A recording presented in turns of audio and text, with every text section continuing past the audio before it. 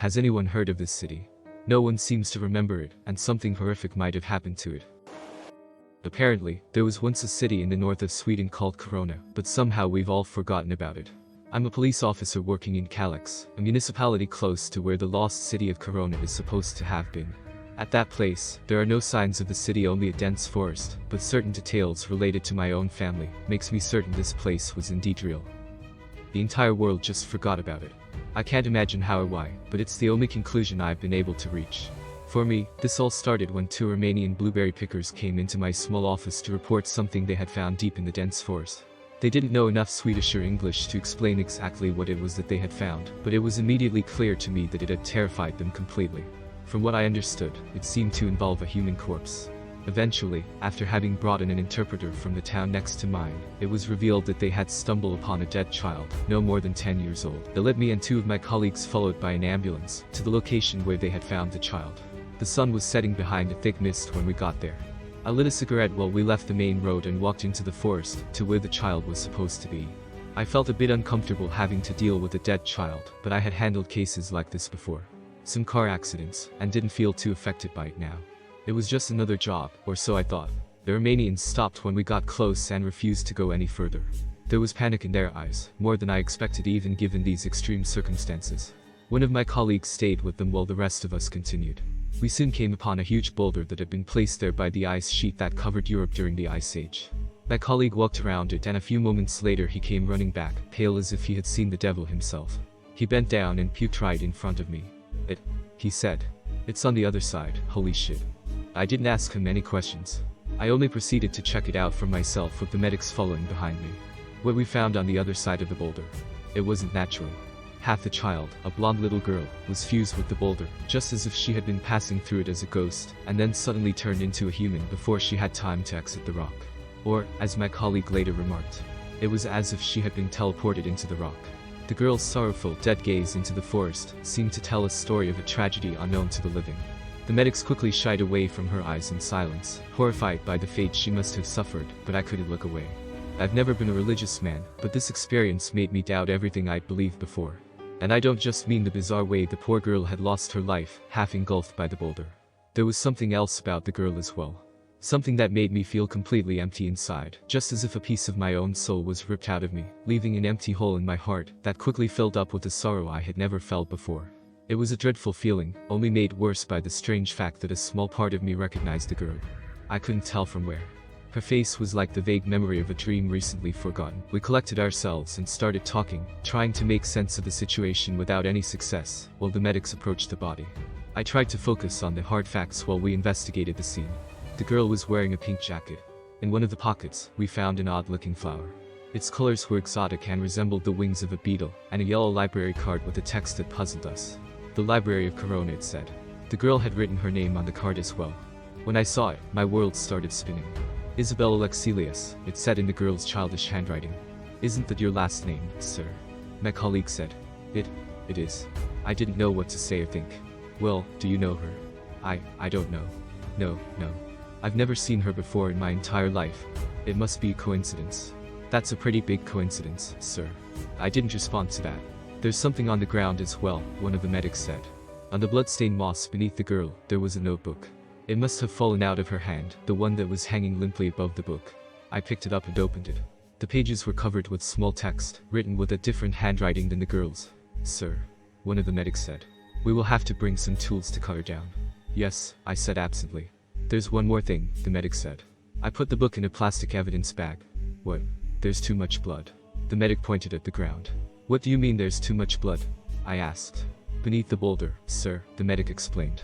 It's impossible for all that blood to come from a child. A moment of silence, then I said.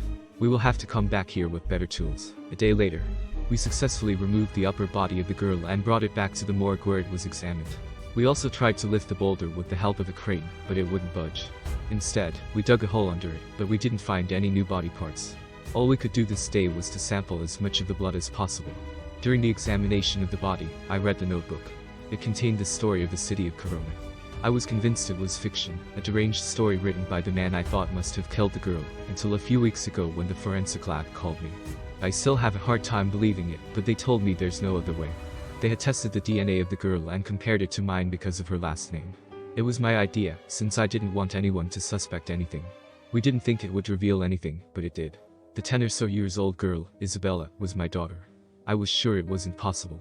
10 years earlier I lived with my ex-wife, and I never cheated on her and certainly didn't have any children with her. We stayed together for 5 more years, so I would have known if she had a baby during that time. And yet, there was nothing wrong with the test. Below is a transcript of the notebook. I've typed it out here in the hopes that someone will remember the city of Korona or someone who might have lived in it. Please contact me if you have any information. This is what was inside the notebook. My name is Helena Fredrickson. 5 years ago I was a different person. I was younger back then, not just in the ordinary sense, but in spirit too. There was joy in my life and I had hopes and dreams. That's all gone now. I don't have that much time to write this down, but I will try and explain what happened to us, to our entire community, as well as I can. The event, as we have come to call it, occurred on July 9, 2013. I was only visiting Korona over the day to take my niece, Isabella, to the grand opening of the Red Grove, the city's new amusement park. It was supposed to be the biggest one in Sweden, and Isabella had begged her parents to go to the grand opening, but neither of them had been able to do the work. So they called me and asked me to do it for them.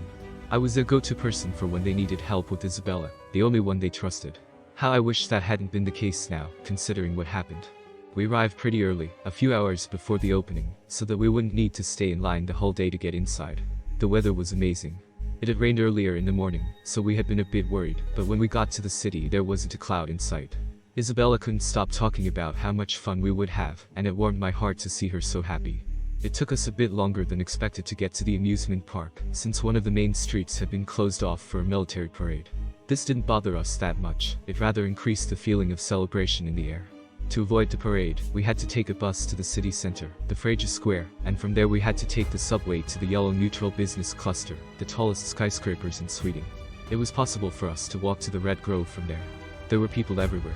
It turned out that a lot of them had taken a ferry down the river that I didn't know about. This meant we had to stand in line after all. Isabella didn't mind, but I knew she would get hungry soon, and I worried that it would ruin her mood. Luckily, there was a man selling hot dogs from a cart that he was pushing down the line. I bought a hot dog and a soda for Isabella. Her parents didn't really like when I bought her junk food, but a day like this I thought they would understand. The man was also selling red balloons to the children. Isabella said she wanted one.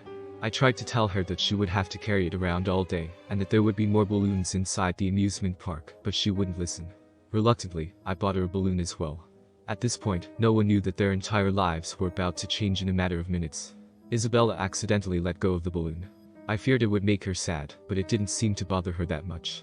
We looked at the balloon as it rose up into the air and drifted away. Soon, it was but a red dot against the vast blue sky. Then, suddenly, it vanished. Where did it go? Isabella said. I couldn't explain it. It had just disappeared. I don't know, I said. Maybe it popped. But something, an uneasy feeling I couldn't rationalize, made me doubt that. Then, only a few minutes later, strong winds came from every direction. It carried a smell with it that reminded me of something rotten. You, Isabella said as her long white hair was blowing in the wind. What's that smell? I held her hand harder. I don't know, I said. People looked around, confused, and their joyful voices became concerned. Something was happening, but no one knew what it was. Sirens echoed in the distance, seemingly coming from the business cluster. Oh my God, a woman said and pointed towards the skyscrapers.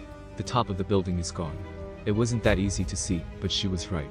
The top of the tallest building was gone as if it had been cut off with a knife.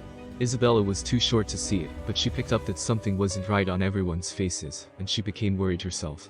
I think we need to get away from here, I said, acting completely on instinct. I don't think it's safe.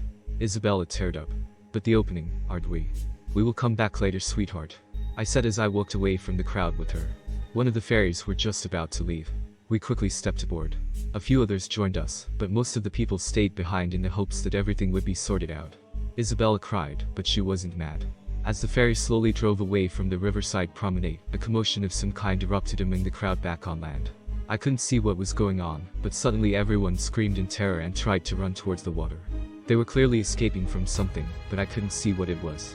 All I saw was people stepping on each other while they tried to jump into the river and swim away. It was a horrible sight, and I'm glad Isabella wasn't tall enough to see over the railing.